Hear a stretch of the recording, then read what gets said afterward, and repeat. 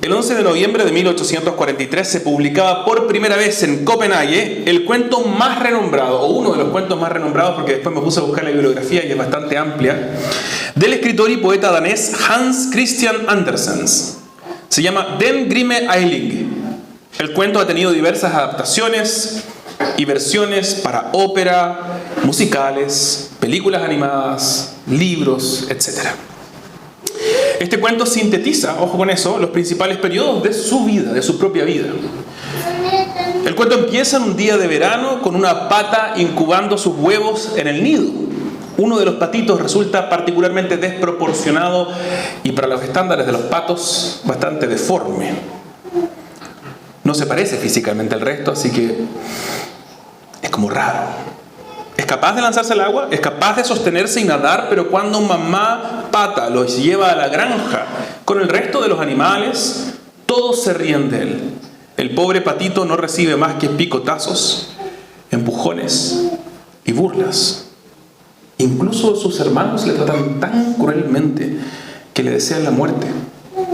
Y hasta su madre expresa su deseo de perderlo de vista. Un día el patito salta a la cerca y huye, sabiendo que no es querido donde vive. Se encuentra con patos y gansos salvajes que mueren en una cacería. Pasa el resto del invierno en un pantano con muchas otras penurias entre estas cañas del pantano. El pobre pato lo pasa tan mal que casi muere congelado. Cuando llega la primavera, es capaz de salir volando hasta un jardín muy lindo, donde aparece una bandada de cisnes.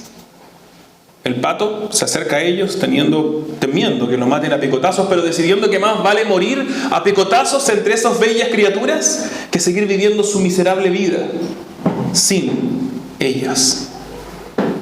Pero los cisnes nadan alrededor de él, lo acarician. De repente este pato se mira al agua y se encuentra igual que los cisnes. Se da cuenta entonces que también él es un cisne y siempre lo fue.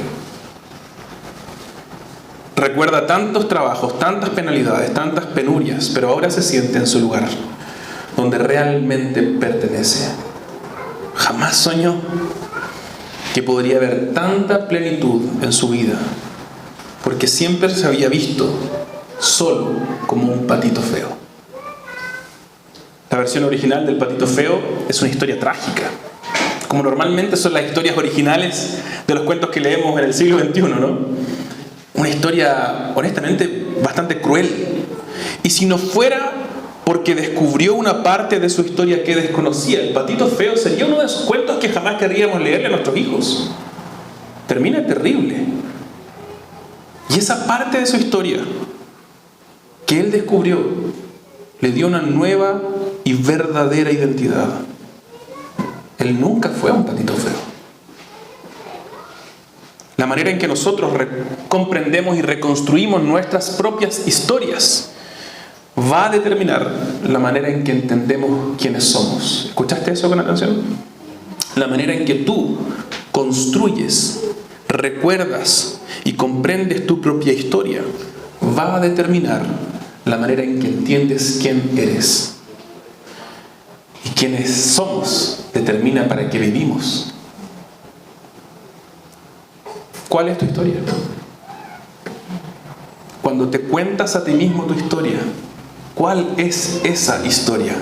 ¿Cuál es esa historia que hoy día está definiendo tu identidad, tu valor y tu propósito? Hoy día vamos a comenzar una nueva serie de predicaciones con Hebreos 1 del 1 al 4, justamente para descubrir qué dice Dios, cuál es tu verdadera historia.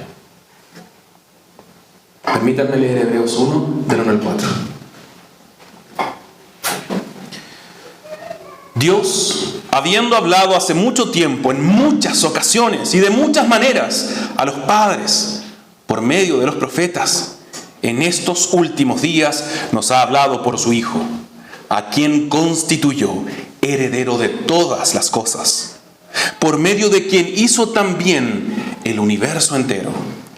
Él es el resplandor de su gloria y la expresión exacta de su naturaleza. Él sostiene todas las cosas por la palabra de su poder. Después de llevar a cabo la purificación de los pecados, el Hijo se sentó a la diestra de la majestad en las alturas, siendo mucho mejor que los ángeles, por cuanto ha heredado un nombre más excelente que ellos. Hermanos, esto es palabra de Dios.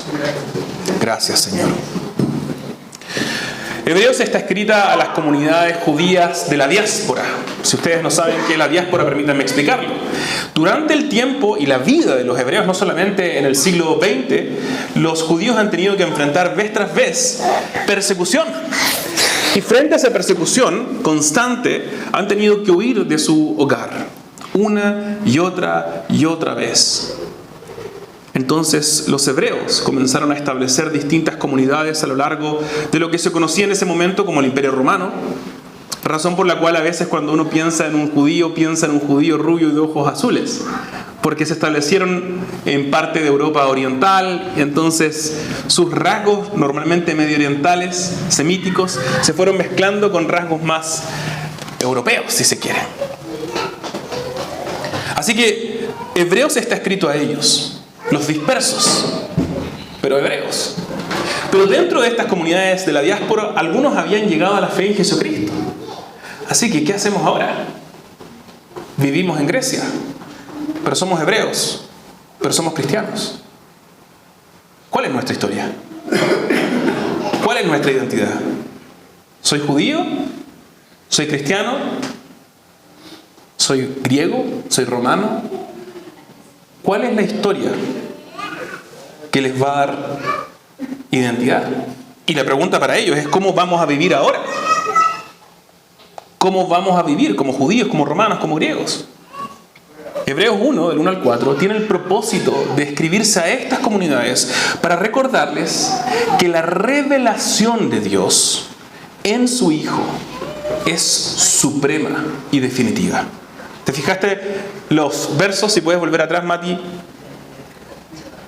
Ahí, hace mucho tiempo, en muchas ocasiones, de muchas maneras, Dios se reveló a los padres por medio de los profetas. Pero en estos últimos días, amigos queridos, hebreos queridos, confundidos con su identidad, en estos últimos días nos ha hablado por su Hijo, a quien constituyó heredero de todas las cosas, por medio de quien hizo también el universo. En estos últimos días hemos recibido la revelación definitiva. Más tarde, creo que en el versículo 4 va a decir, uno más, siendo mucho mejor que los ángeles. Él es superior, mucho superior que los ángeles y que los profetas y que nuestros padres. Así que la palabra del Hijo es la verdadera historia que provee su verdadera identidad.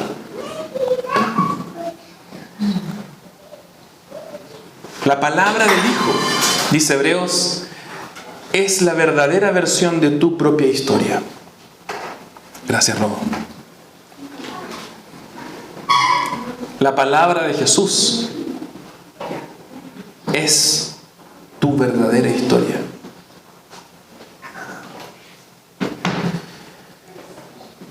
Y esta palabra de Jesús, por supuesto, es entendida solamente en el contexto de la historia del Antiguo Testamento, porque Jesús presupone ese entendimiento. Entonces, ¿se acuerdan de la resurrección? Ese diálogo en Emaús, ya que pasamos hace una semana, Jesús con sus discípulos y les dice: ¿Qué lentos son ustedes para comprender todas las cosas? Porque todas las Escrituras hablan de mí. Así que toda la Escritura es la historia que se centra en Jesús. Pero son la verdadera historia del mundo. Es la historia del mundo escrita por el que hizo el mundo.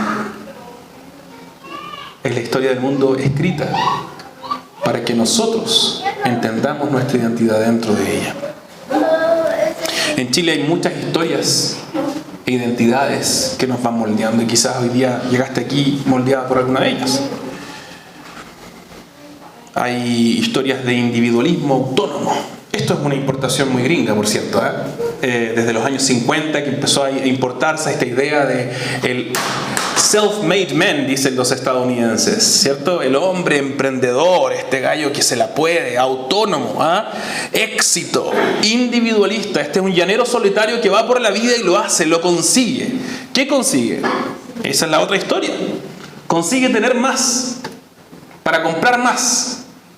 ¿Qué hace con lo que compra? No tenemos idea, pero está obsesionado con tener más, comprar más. La historia del consumismo. Una historia que a estas alturas es una historia del mundo.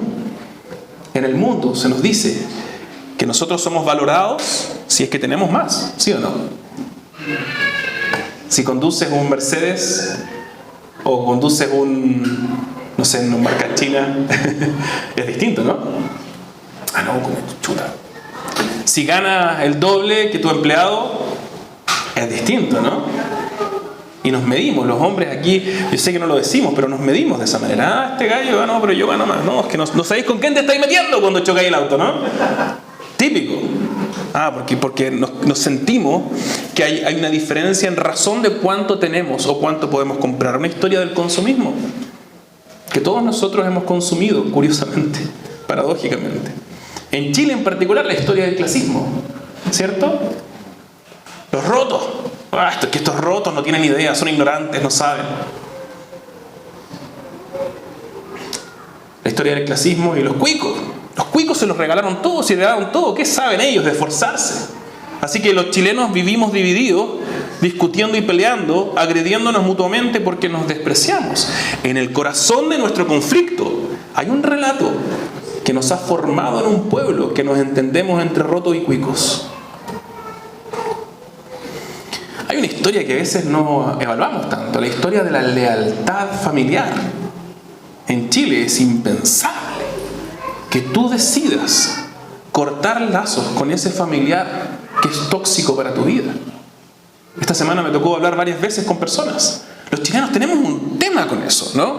Queremos estar todos los domingos almorzando con nuestros papás, sea que sea algo saludable para nosotros y para ellos, o no.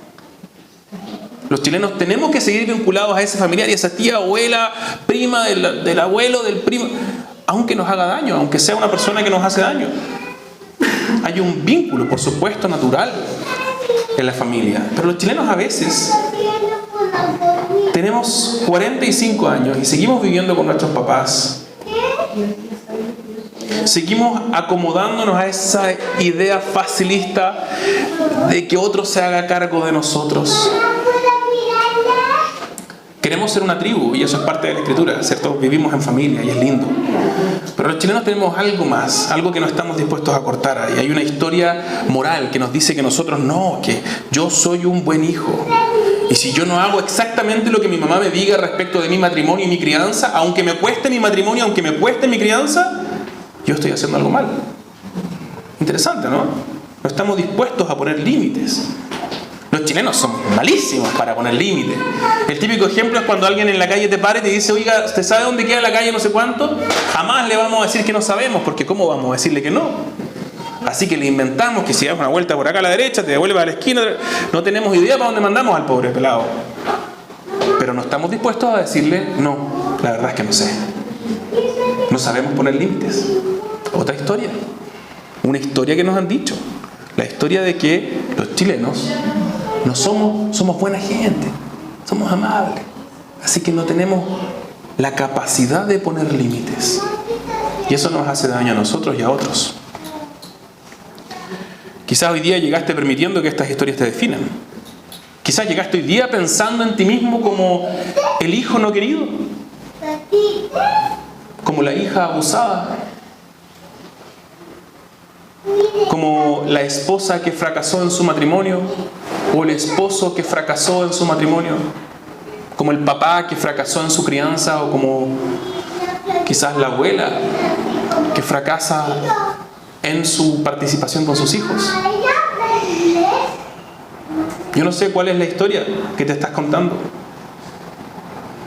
No, es que yo estoy solo, soy solo, esa es tu historia. Y permites que eso defina tu vida. Piénsalo por un segundo. ¿Cuál es esa historia que estás permitiendo que defina tu vida? ¿Cuál es esa historia que está determinando tus decisiones cotidianas? Piénsalo un ratito y luego escríbelo en un papel y tíralo a la basura. Porque según Hebreos 1, según la palabra del Dios del universo, aquel que te creó, tu historia está definida por Él. La Biblia, esta historia, esta es tu verdadera historia. Esta es la verdadera historia del mundo. De tu vecino, ese que no cree en Dios, ese que blasfema y se enoja cada vez que le hablas de Jesús, ese colega que no quiere nada con la iglesia. Esta es su verdadera historia. Y esta es tu verdadera historia. Y ni él ni tú van a vivir en paz y en plenitud hasta que comprendan esa parte de la historia como el patito feo. Así que, hermano, te quiero animar a despertar a esas falsas historias. Abandónalas, porque te van a destruir. Van a destruirte a ti y a tu familia. Ven todos los domingos de ahora en adelante. Escucha el podcast. Únete a una comunidad misional y decide que tu vida sea redefinida por tu Creador. Él tiene la verdadera historia del mundo. Él tiene tu verdadera historia y te la quiere contar, porque quiere que no seas más un patito feo, sino un cisne capaz de volar. Somos definidos por Jesús. Somos definidos por su revelación. Por eso también, como Iglesia Cristo Redentor, queremos cambiar la manera en que nos definimos. A veces pensamos en estos pendones que heredamos y dicen ahí nuestra visión y nuestra misión y tantas cosas lindas y grandes que de repente no recordamos ni lo que son. Queremos de ahora en adelante pensar en Cristo Redentor, esta iglesia. Queremos decir, somos familia en Jesús para Vitacura. Digámoslo juntos. Somos familia en Jesús para Vitacura. Y eso no es que se me ocurrió a mí y dije, oye, qué lindo suena eso, fantástico, pongámosle como lema. Porque la identidad que Jesús nos da es una familia, unas relaciones que se cultivan como familia, pero una familia que no es definida por nuestros intereses, o porque somos todos cuicos, porque somos todos rotos, porque somos todos lo que sea, sino una familia definida en Jesús. Y una familia que existe, no para nosotros mismos. Ese es un cambio grande, creo, en nuestra cultura de iglesia. Vamos a dejar de cerrar las puertas y encerrarnos en nuestras casas. Y vamos a empezar a vivir la vida para Vitacura este año. Porque somos familia en Jesús para Vitacura. Y eso significa que tú eres un hijo y un hermano. Tú no eres huérfano.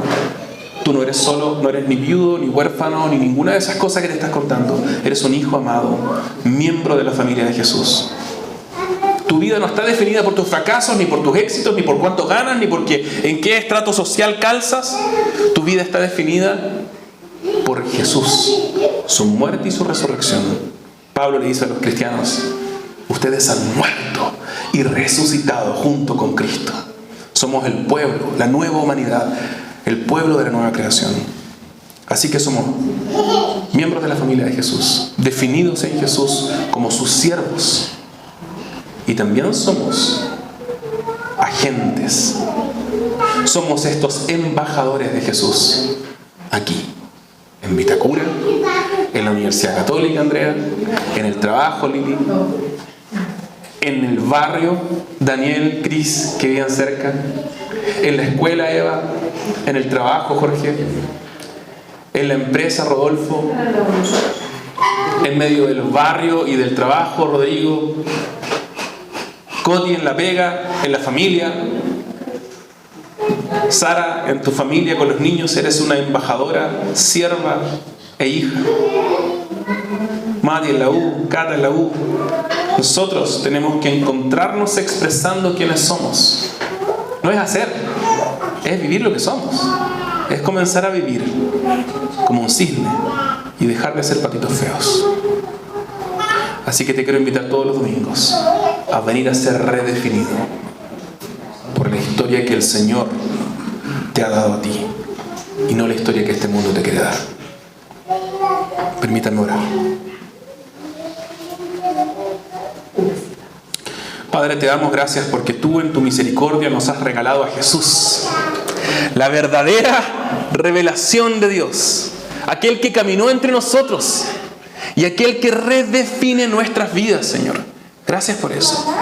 Quiero pedirte por cada uno de mis hermanos para que podamos vivir efectivamente siendo redefinidos por tu palabra.